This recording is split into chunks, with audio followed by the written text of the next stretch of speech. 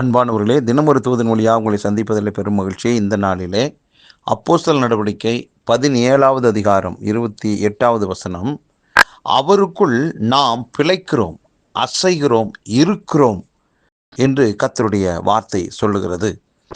இந்த வார்த்தையை கேட்கும்போது நமக்கு ஒன்று புரிகிறது.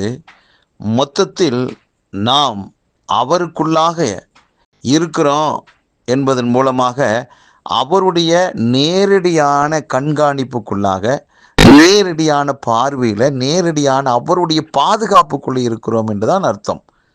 அப்போ நாம் நடந்தாலும் ஆண்டவருக்குள்ளாக தான் நான் நடக்கிறேன், உட்கார்ந்தாலும் அப்படித்தான், ஒரு வேலை செஞ்சாலும் அப்படித்தான்.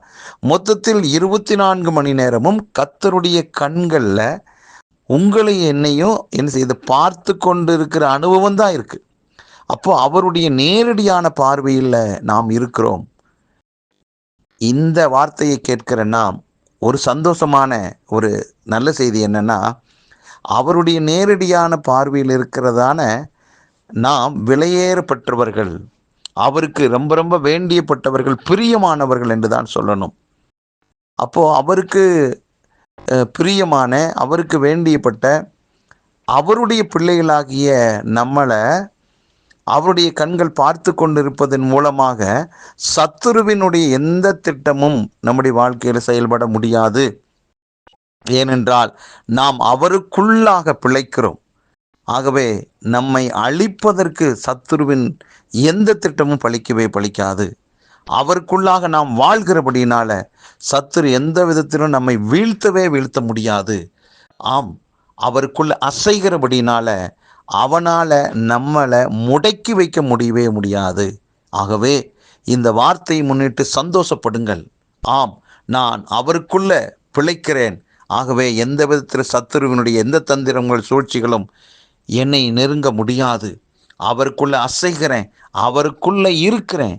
ஆகவே எந்த விதமான தீய சக்தியினுடைய ஆதிக்கங்களும் என்னை அணுக முடியாது. மொத்தத்தில் அவர் என்னை பாதுகாக்கிறார், நான் அவருக்குள்ளாக வாழ்கிறேன். ஆகவே எதுவும் என்னை அசைக்க முடியாது என்று சொல்லி சந்தோஷமாக இந்த நாளை தொடங்குங்கள். கிறிஸ்துவுக்குள்ளான மகிழ்ச்சியோடு இந்த நாளை அனுபவியுங்கள். நம்முடைய வாழ்விலே கர்த்தருடைய பரிபூர்ண திட்டம் 100% நடப்பதாக.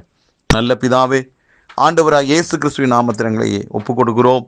இதை கேட்டுக்கொண்டிருக்கிற எல்லாருக்குள்ளுமே உங்கள் பார்வை என் மேலே இருக்குது.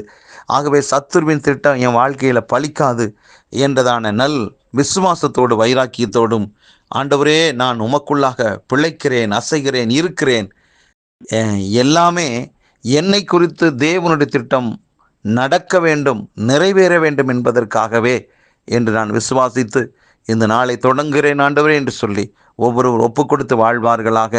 ஒவ்வொருடைய வாழ்விலும் கர்த்தருடைய பரிபூர்ண திட்டம் நிறைவேறுவதாக. எந்த விதத்திலும் இந்த நாள் ஒரு வெற்றி நாளாக அமையட்டும். இயேசு கிறிஸ்துவின் நாமத்தில் ஜெபிக்கிறேன் நல்ல பிதாவே, ஆமேன். இந்த நாள் வெற்றி நாள். நன்றி.